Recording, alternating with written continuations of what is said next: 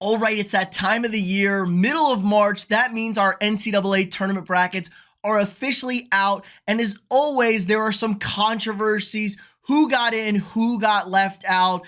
Everybody's complaining at the bottom about a few teams. And look, I don't necessarily have much of a gripe about it. If you got left out, you probably shouldn't have been in that situation in the first place. But I do get it. But this year, more than ever, we have some serious controversy, it looks like, as we are getting state governors involved threatening legal action against the NCAA after his state school got left out and another team got in with some serious ties to the NCAA selection committee. I'm going to go through, break everything down for you guys. But first, drop a quick like on this video, subscribe to the channel. We got daily sports content for you guys, but let's hop on into it. Okay, the University of West Virginia Mountaineers might be one of the biggest snubs in tournament history after 111 out of 111 bracketologists all across the sports landscape all had the Mountaineers firmly in the tournament.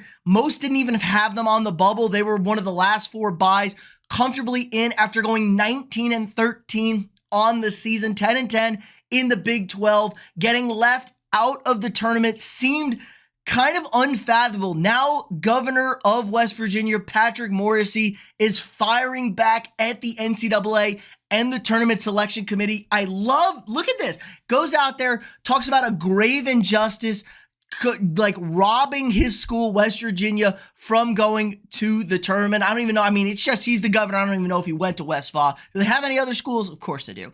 Marshall, but National Corrupt Athletic Association. I love the damn sign on the podium. That's exactly what it feels like. So West Virginia, after every single bracketologist had them in the field comfortably, it felt like, left out. Who were they left out over? How about controversial pick North Carolina? Now, North Carolina had a decent run in the ACC tournament. They were 23-15 on the season, something like that.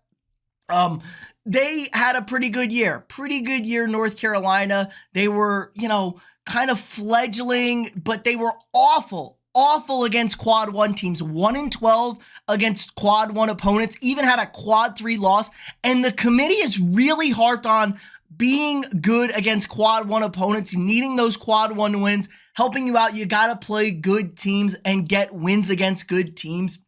And let's be frank, the ACC is dog shit these days when it comes to basketball. They are nowhere near what they used to be, especially against a conference like the Big 12, the second best conference in basketball this season for the power conferences. Now, Big 12 used to be the best conference. They've taken a little slide back now, but still, this is a real grave travesty. And you know what the biggest problem is, guys?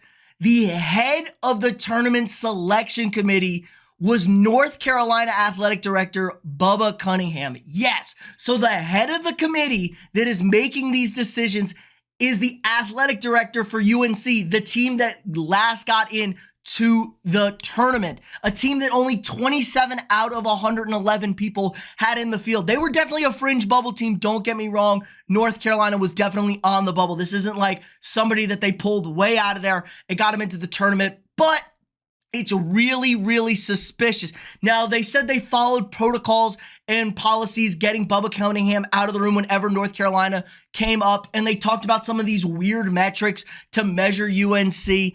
This is the problem, though. Why is he even in the room? Like, they're cutting deals left and right, I'm sure. He's arguing, you talk behind the scenes like, hey, you argue for my school, I'm going to argue for your school. He doesn't necessarily have to be in the room, but he's weighing heavily on the committee. Why are there even athletic directors for schools on the tournament selection committee? The tournament selection committee should be the people who actually watch college basketball all the time, should be like media members. That's who votes for like the MVPs and shit like this. Like, get Joe Lunardi in there running the show on our bracketology. There should be no school representatives in the room, especially schools on the bubble. Like, maybe if you want to have a rotational field, potentially, but this is absurd, man. This is just insane corruption, and it's blatant and open corruption.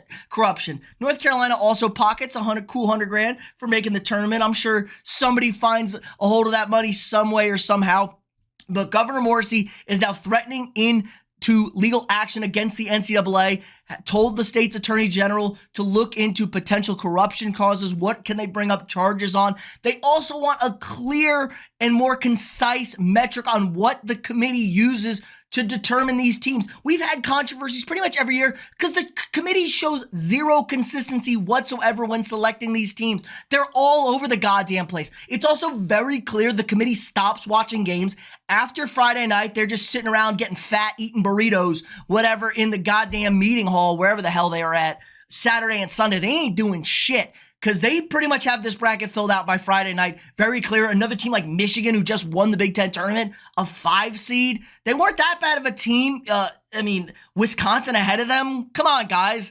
I don't get that. It's just, they're very clearly done after Friday night. They don't give a shit about Saturday and Sunday, when the bigger games are taking place against good teams. But maybe they do, because then you see a flip like Tennessee or Florida and Alabama. Florida was pretty firmly in that 1 seed.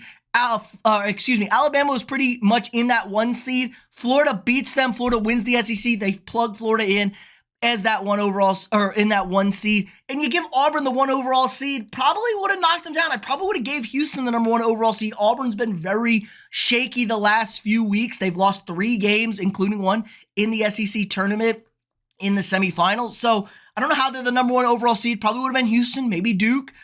Even with the Cooper Flagg injury, it looks like he's going to be back. So there is no consistency with this committee. They don't really give a shit. They don't really care.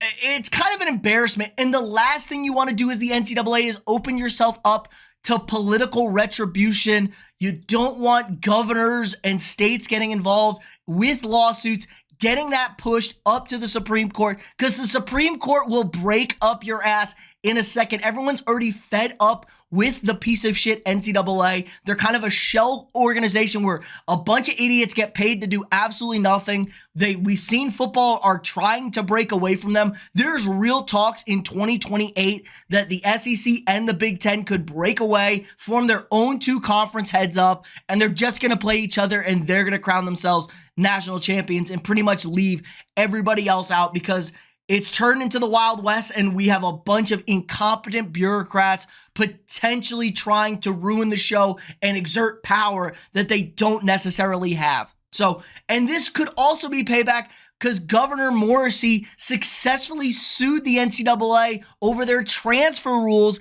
a few years ago while he was the Attorney General at West Virginia. So he even speculated this is payback for that. And would I put past the NCAA? Absolutely not. They are the most petty assholes on the planet. They don't give a shit. I mean, they keep punishing my school, Texas A&M, because Buzz Williams called them out 3 years ago for keeping them out of the tournament field when they should have got in after they made a championship game run in the SEC. Calls them out, and they continually get underseeded according to literally everybody every single year and draw one of the worst matchups possible. So this is a petty group of overpaid fat cat bureaucrats that need to be taken down. I love this move from West Virginia. I'm not going to normally feel sympathy for these kind of arguments, but god damn, the corruption is just so blatant, so out in the open. It needs to be taken care of. It needs to be taken down. The National Corrupt Athletic Association has a beautiful ring to it, and it couldn't speak any truer to me. Let me know what you guys think in the comments below. Does West Virginia have a case? Was this blatant corruption? Or does North Carolina just get in because they deserve to get in? The bigger brands are always going to get a little bit of a nod, i.e. Texas, Xavier, over a school like West Virginia, especially when it comes to basketball. Let me know down in the comments below what you guys think. If you haven't already, drop a quick like on this video. Subscribe to the channel for daily sports content. If you want to support the channel more, sign up for a channel membership. You get all sorts of access to cool and exclusive perks, badges, emojis, things you use for the live streams throughout the year, plus members exclusive videos. And since it is tournament time, don't forget, check out the link down below. Sign up for our bracket challenge over at ESPN. The group is After the Review Sports. Sign up, it's free to join, and the winner of the tournament challenge will be getting a free channel membership to this channel. So be sure to sign up. Going to be a lot of fun. Take me down, show you know more than I do when it comes to college hoops. Again, like, subscribe, and share, and I'll see y'all tomorrow.